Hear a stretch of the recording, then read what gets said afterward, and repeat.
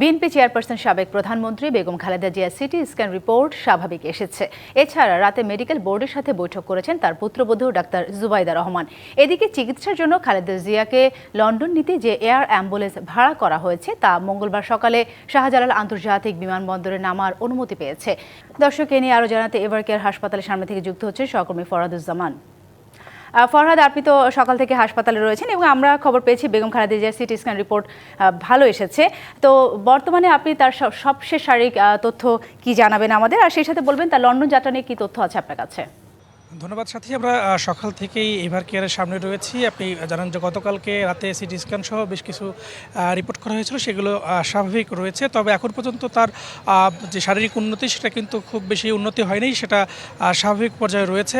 আমরা জানতে পেরেছি আজকে যে আগামীকালকে 9 তারিখে যে তার লন্ডন যাওয়ার কথা ছিল সেই বিষয়টি কিন্তু এখনও নিশ্চিত নন। ডাক্তাররা আরও পর্যবেক্ষণ করছেন, বিশেষ করে তার জন্য যে মেডিকেল বোর্ড গঠন করা হয়েছে সেখানকার যারা রয়েছে তারা আরও সময় হয়তো নেবেন, কারণ যেহেতু দীর্ঘ একটা জার্নি করতে হবে লন্ডন যেতে হলে, সেই ক্ষেত্রে তার এতটা পথ জার্নি করার মতো যে শারীরিক কন্ডিশন দরকার সেই কন্ডিশনটা রয়েছে কিনা সেটা আজকে আবার মেডিকেল বোর্ড বসবেন এবং গতকালকে যে সর্বশেষ যে রিপোর্টগুলো রয়েছে সেই রিপোর্টগুলো তারা পর্যবেক্ষণ করবেন। তারপরেই কিন্তু আসলে সিদ্ধান্ত নিতে পারেন যে তাকে এখানেই চিকিৎসা করা হবে নাকি দেশের বাইরে নিয়ে যা চিকিৎসা করা হবে, যেহেতু এখানে দেশি এবং বিদেশি আন্তর্জাতিক চিকিৎসকরা রয়েছেন এবং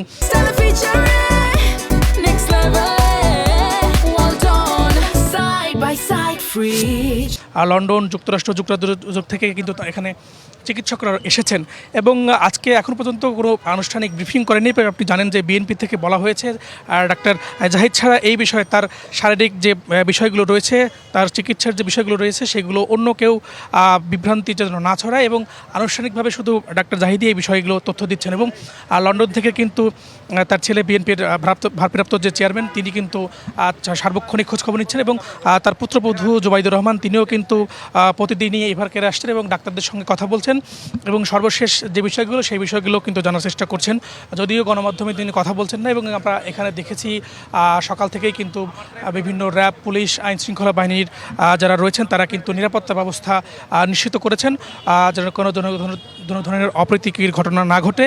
এবং আপনি জানেন যে বেবিচক কিন্তু ইতিমধ্যেই যে এয়ার অ্যাম্বুলেন্স আসার কথা কাতার থেকে সেটার কিন্তু সেখানে কিন্তু অনুমতি দেওয়া হয়েছে এবং 24 ঘন্টা সেখানে তারা অবস্থান করতে পারবেন। চাইলে এই এয়ার অ্যাম্বুলেন্সে কিন্তু খালেদা জিয়া চলে যেতে পারবেন।